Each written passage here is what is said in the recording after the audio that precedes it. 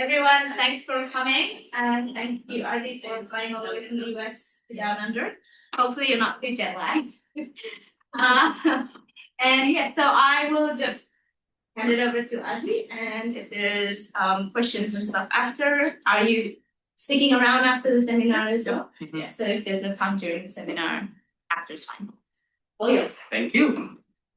Thank you, Karina. Yeah, I don't have any jet lag, fortunately, because I'm flying from Indonesia. So so it's not too bad. But yeah, it's been great to be here. Thank you for having me. Like you said, I've always wanted to visit with you, and here I am. And just want to remind those if I talk too much, like please remind me. But I'm gonna have my own stopwatch because like that's what I always do, talk a lot.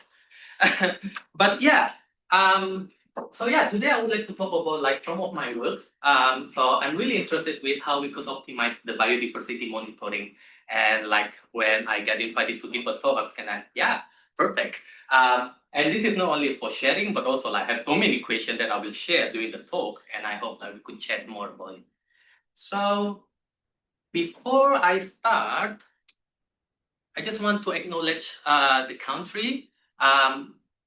Where we are at the moment, like we acknowledge the traditional owners and their custodianships of the land on which we met. We pay our respect and recognize their valuable contribution to Australia and the global society.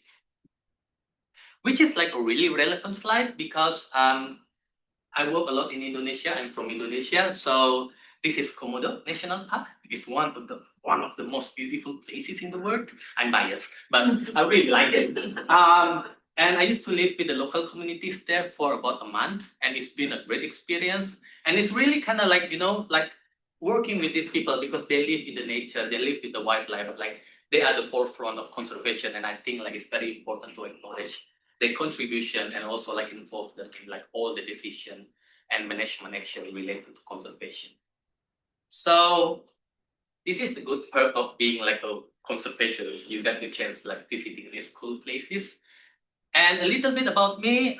When I was young, 10 years ago, I started my work like working with camera traps to monitor tiger population in Sumatra, Indonesia. Now, as a postdoc at UW Medicine, when I'm not too young anymore, like I expand that using like ecoacoustics. So we look at the sound of the forest in addition of camera traps. And this is something that I'm passionate about. It's kind of like how we could optimize biodiversity monitoring because like, in conservation, we have limited resources and we want to get information and data like as fast as we can and then like as cheap as we can also. In addition, I also work a lot with human-wildlife interaction. So I work with Komodo for my undergrads and then like elephant for my master. And this one is like I'm trying to understand like the conflict pattern and also like people perception on the wildlife. So this is kind of a build up of my overall like research focus, kind of like how to make conservation more effective.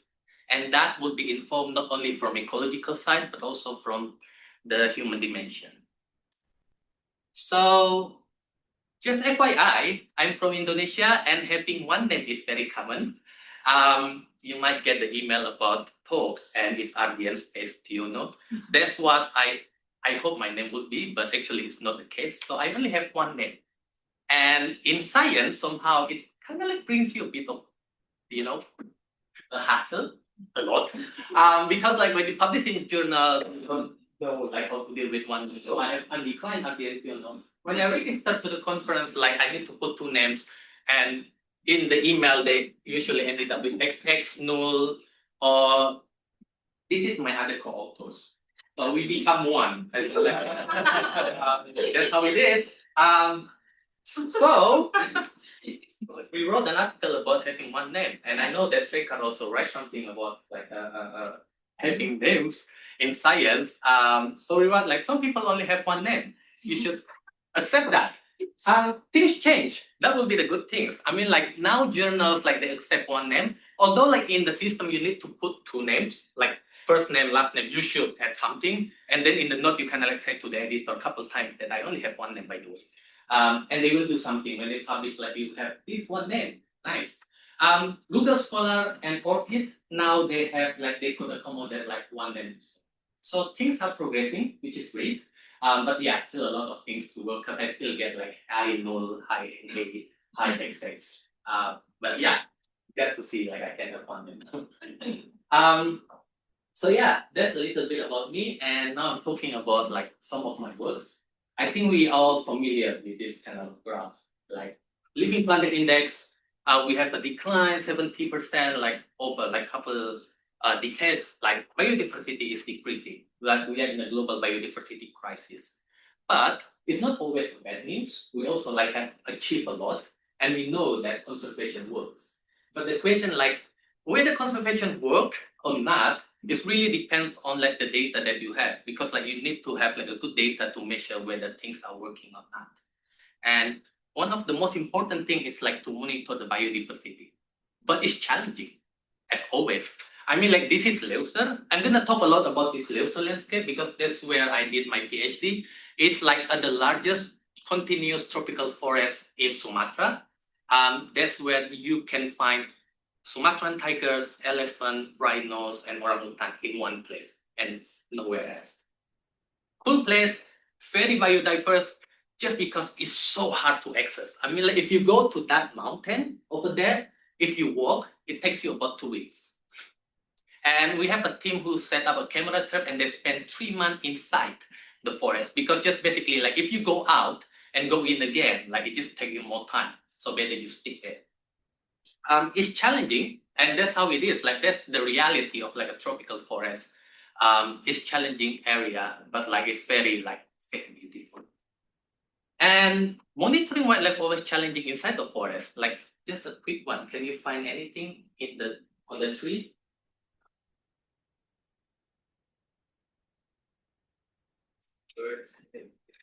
Well, there's nothing there. I can't see anything. I mean, I can't see anything, and he can't see anything. He said there's some squirrel on the tree, but he cannot find anything. So I mean, that's kind of tell you the thing about monitoring wildlife in the tropical forest, right? You know they are there, but it's so hard to find. And that's another challenge when we want to monitor biodiversity. And yeah, conservation. If you want to conserve something, you need a robust population data. But in conservation, we have limited resource. We have a short time. We usually you get a project that only gives you 1-2 years, and then we want to get everything in this year. We don't have enough time. We don't have enough money. We don't have enough resource. Also, kind of this is a question that I always ask to myself. Can we monitor wildlife more effective? By spending less time, effort, and money. And this is something that I would like to share. I will share 3 of my works about around this, how we could optimize the monitoring. So I'm asking a big question about when, what, and where, and how to survey. And I will discuss this one by one. So let's start with the first one. This is actually this is a cool bird. It's a rhinoceros hornbill. It's really nice.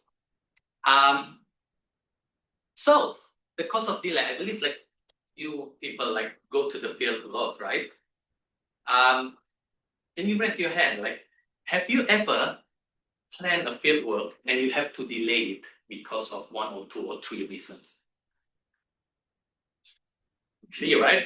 This has always happened. This is actually happening now. So I plan to do my field work now, literally now. But I got to postpone it until November, which is wow, 5 months. Simple reason, because El Nino. So I'm gonna do a field work in Borneo or peatland, and they just said if you want to do a field work now, it's gonna be fire everywhere. So there's no way you could do a field work. So I have to postpone it into 5 months. For 5 months. But that's raised a question. If you have to delay your survey because of logistical reason, because of weather condition, what actually happened? What is the consequences? So I'm working with the Sounds Forest Lab for my postdoc, and we have a really cool data set where we monitor and we listen to the sound of forest for a whole year across 6 most intact forests. So this gives us a really cool opportunity to kind of answer the question what would happen if you have to delay your survey. So we look at data for 1 year, And then we look at two metrics here. So we look at the soundscape level. We use one of acoustic index called soundscape saturation.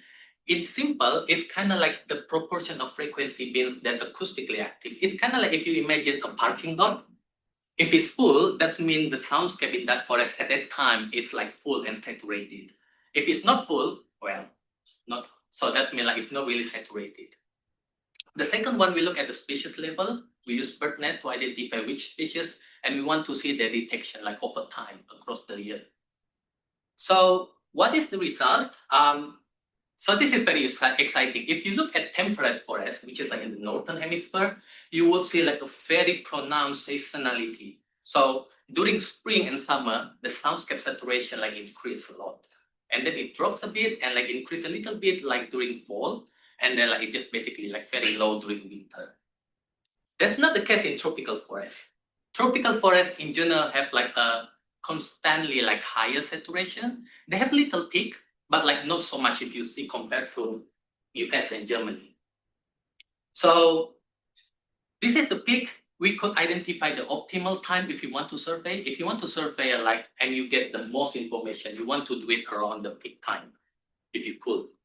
And that's also related to the cost, because like if you have such a pronounced peak and then like drop, if you have to delay your survey, even for 1 week, 2 weeks, like you actually have a lot of consequences. For example, like in US and Germany, like if you delay it by 1 month, you lost 20% of the soundscape saturation. And for 2 months, you lost like up to 50%, which is not so much in the tropical forest, which is only around 8%. We cannot tell much like when you lost 20, 40%, like what are you missing? Like basically because like it's soundscape saturation like includes biophony, like any kind of like sound made by wildlife, but also geophony, and also like humans noise if possible. But that's kind of like showing you like things are changing, and we might miss something if you want to monitor them in the peak information time. And the cost is different if you look at temperate and tropical forests. So then we look at different scale. Use the same data. We look at the species level before we look at the soundscape level. If we look at Peruvian Amazon, we only be able to do this for Peru at the moment, and we would like to expand it to other countries. But like the peak time is actually quite similar with like the soundscape. So it's around October and November. But the cost is different. This is a lot of things, but I want to show you that if you want to survey like 80 or 90%, if you want to detect 80 or 90% of the bird community, it takes you about like 1 or 2 months if you start from the peak time. But if you have to delay it by 3 months, for example, you need to double your efforts. So from 1 month to 2 months, from 2 months till 4 months. It shows you there's like a big consequences if you have to delay your survey. So if I want to monitor like most of the community 3 months after the peak time around October, I have to put my recorders like twice as long as in the peak time. So that's mean like more time to spend, more logistic, and more money. So this is very interesting because like when you look at this one, you could have information at the soundscape level, at the species level, and they have like different consequences, even though the pattern looks similar. And I think that's really important to kind of like explore. And I think if you want to have a good monitoring, you want to know when is the best time to survey, and also like what will be the consequences if we have to delay the survey. This is just a start, and we kind of hoping like we get more like kind of like data that we could explore and kind of like to see, because we only use this for like 6 forests, 5 forests actually. We want to see more like what happens in different biomes in different forests. And that comes with the future works from this work. I'm gonna give you a lot of questions during my talk, but this is kind of the question that always present in our like that comes up when we write this. It's kind of about like, well, if we don't have a long-term data, can we identify the peak monitor? I think in temperate forest we might expect it's around springtime, but like how about in tropical forest? If you see, it's not really kind of like clear. And then like, well, do we need to record it all the time, continuously, 24 hours, or we could use it like every 4 minutes, like we got 1 minute on, 4 minutes off, 1 minute off, 10 minutes off, or only in the morning and in the afternoon, for example. That's something that we are exploring at the moment because that's mean you could set a lot of battery in memory if you could do subsampling. And then whether the phenology varies across taxonomic group, we're talking about bird because they are the easiest one to explore. But we have a lot of things making noise. Would they show similar pattern or not? And whether climate change and other disturbance actually affect this phenological pattern, and then of course the cause of delay. That's something that we would like to explore. And if you guys have some idea, we could chat after this. So it's a great harvest from the camera trip in Sumatra. They're just amazing. I like them more than peacock actually, but they are underrated. So that's the first one about when to survey. And the next one would be what and where to survey. And I'm kind of taking the famous ecological conservation concept of umbrella species, where you basically said if you protect this species with a home range, you would actually also protect the co-occurring species in that area. But the question would be, if you read news and everything in the report, they always say the charismatic species is the best umbrella. Tiger, if you protect tigers, you protect everything. If you protect rhino, you protect everything. But the question is is it true? That's something that we would like to explore. So we use camera trap data and we look at a community of 23 medium large mammal to answer this question. Charismatic species, are they a good umbrella? So to start from that, I will talk a lot with occupancy. For you, just for a brief one, occupancy is a proportion of a site that occupied by the species. Usually it starts from 0 to 1. 1 is the highest, basically a probability for occurrence. Just basically if you go to the forest and you find a lot of sign of tigers and deer, the occupancy would be higher here compared to this one. Basically that. We use a lot of that because for occupancy, you account for imperfect detection, and we never be able to monitor wildlife with perfect detection for a lot of reasons. So this is again Ileusa, the cool place that I told you where you could get tigers, rhino, elephants, and orangutans. So we studied, we run hierarchical modeling using camera traps data, and we get the community occupancy, the species richness, and we look at different facets of biodiversity. Because usually people use species richness as kind of an indicator of umbrella performance, but we want to look beyond that. So we look at the functional, basically the functional ecology of the species that we detect, and also the phylogenetic diversity. So this is using the community occupancy estimate, so we account for imperfect detection. So basically, the higher the value, it means it's more of a dispersed, which is good. That means you have more species that occupy different trait niche, and also more species that have a larger phylogenetic distance. So we want that, and you could see the higher value, basically the higher diversity is actually around the lowland area compared to the highland. And this is the interesting part. If you see that tigers, the charismatic species, actually not a really good umbrella species. And because basically the occupancy is not really correlated with the diversity. Simple reason, because you find tiger more in the hill and the mountain area, while the higher diversity is actually in the lowland. So we found that actually species that often overlooked, sunbear, sambar deer, and clouded leopard, are the ones who perform best in representing these different facets of biodiversity. And you can see also, we don't have one species like clouded leopard, as the best one. So here we also propose instead of having one umbrella species, why don't we have umbrella fleet, where we have a group of species that could represent different facets of biodiversity, just because there's no single umbrella species that could perform best compared to all. And I think this is important because usually what people do when they test umbrella species, indicator species, keystone species, they look at one or two species that they are interested with. Here we try to look 8, 9 different species, and we found that actually species that people don't usually care is actually perform better than the one that we know. So cool findings, and a lot of questions arise. So we kind of asking we have these umbrella species, clouded leopard, sambar deer, sunbear, are they perform equally well in a different land types and like a forest management.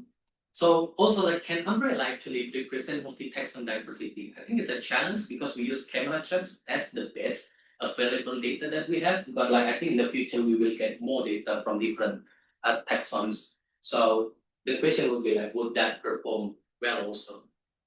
And also like whether they could perform as an indicator of ecosystem integrity and ecosystem service. So we look beyond just wildlife, but also like they function in the ecosystem. And the last one is kind of like when we know the umbrella species are these, like how we could integrate them in the monitoring program. Are we gonna have like a monitoring program only for clouded leopard? Or we gonna have it like, I don't know, kind of like have like a general biodiversity, but put more emphasis in clouded leopard. That's something that we haven't come up with, and I think it's very local specific. But like that's something we would like to explore more. So, good umbrella, cool birds, cool birds, cool cat. I really like them. They're just like cool. And they also arboreal, by the way, so they like to climb on top of the tree. The last one would be data integration. So this has actually come up with like my work because I used to work with a local NGO, with international NGO in Sumatra and in Leuser. Let's talk about Leuser. We have like in one landscape we have this. We have different survey. We have camera traps every 3 years. We have sign transects every 10 years. This is for like whole island tiger occupancy monitoring. And then we have ranger patrol, which is like every week because it's protection. You could see right away, special coverage, they are very different. The question would be like, can we combine this data? Especially when we're talking about ranger patrol. They are the most intensive activity because basically like funding for protection is really big. So they're gonna do this a lot of effort. People like the team going to the forest like every week. It's a very kind of like they collect data, biodiversity data, not systematic, mostly like with charismatic species and the prey, but like it's big data. We're talking about millions of data points, but people don't really use it for like for ecological modeling or estimating species distribution or population, just because it's like, well, it's not really a systematic data. It's a messy data. It is a messy data. But can we do something with this? And what if we combine it with like a more systematic ecological monitoring for camera traps from a sign transect survey? So we did like a integrated community occupancy model. It's basically like you combine the data from these 3 different surveys, a camera trap, sign transect, and patrol, into like one shared occupancy model. But also you account for the detection bias for each survey because they are just different.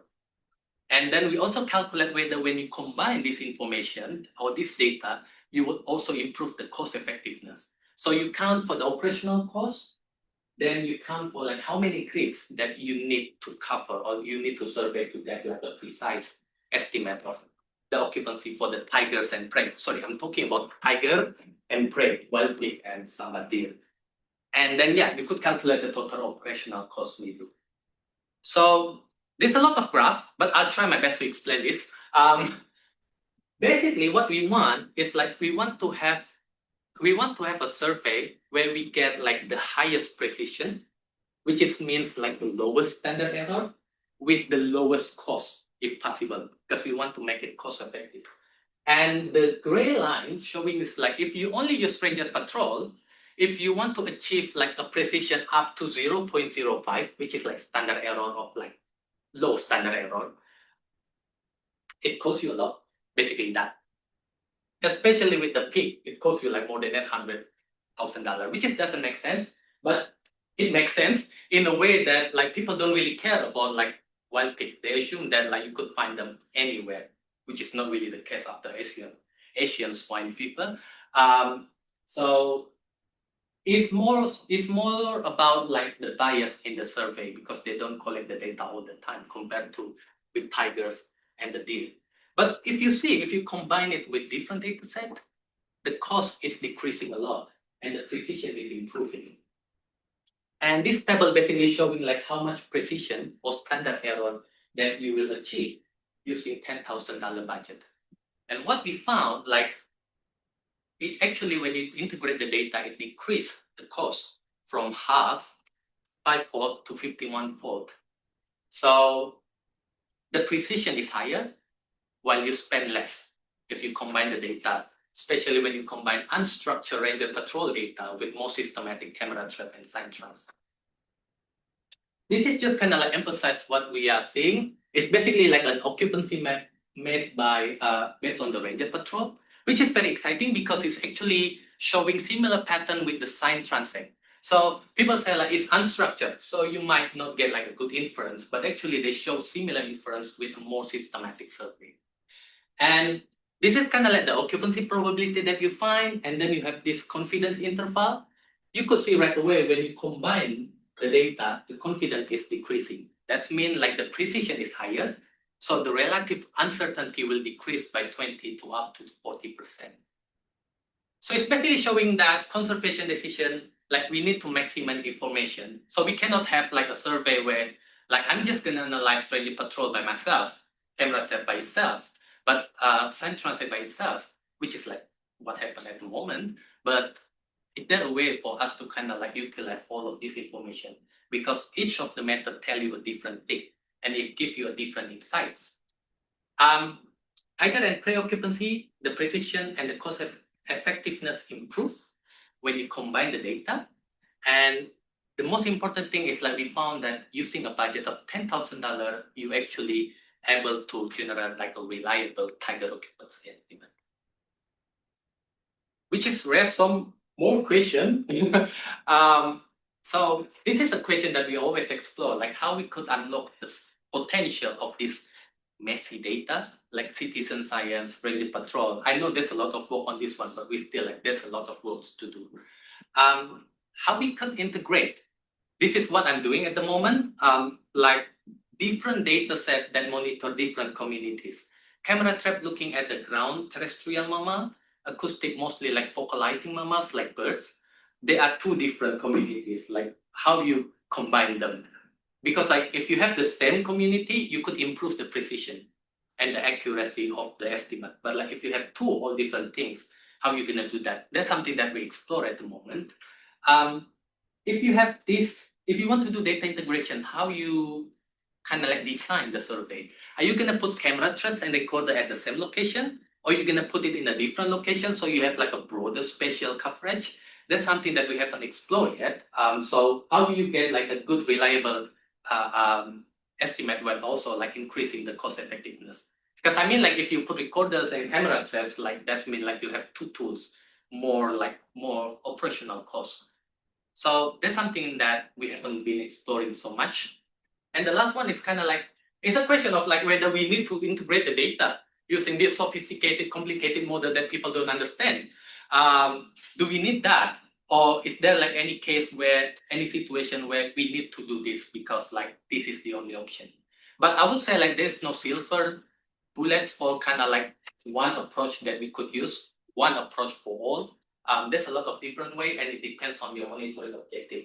That's something that we are exploring also.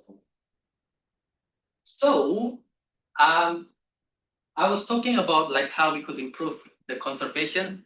27 minutes. So I was talking about like when we need to survey. It's kind of when is the best time to survey and what is the cost when we have to delay the survey, and like can we just kind of like use like a set of species to represent a broader biodiversity? And the last one would be like, can we combine these different messy data with each other to improve like how we monitor the diversity and the biodiversity? So yeah, we need good data, obviously. And one of them is very important, is like we need to have a better biodiversity monitoring. And this paper is really cool. Just published a couple months ago, I think.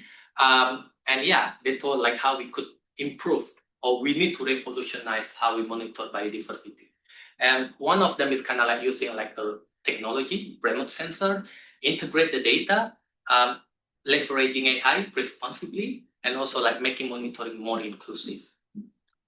And yeah, I mean, like as you see, like it's very hard to monitor biodiversity in the forest. And I think like the remote tools like camera trap, acoustic, eDNA, GPS collar, remote sensing, they provide you a lot of opportunity, and they really revolutionize like how we monitor biodiversity, especially in the forest where it's just so hard to see.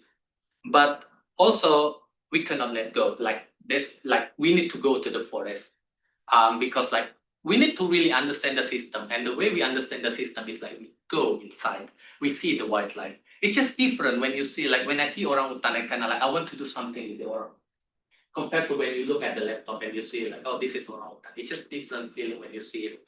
And I think like, yeah, we need to kind of like still go to the forest. So technology really kind of like help us in monitoring biodiversity, but humans expertise and experience is something that essential in kind of like all of these efforts.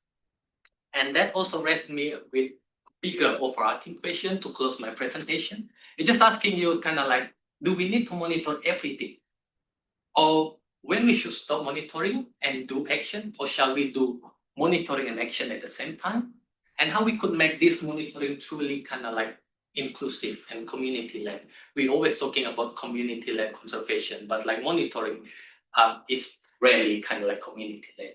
And the last one is kind of like technology, especially AI, how we could leverage that, but also don't lose the value of human expertise and the local knowledge. And that's why we still need to go to the forest or savanna or marine, depending on your ecosystem.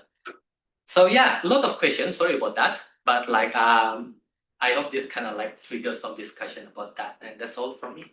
Thank you.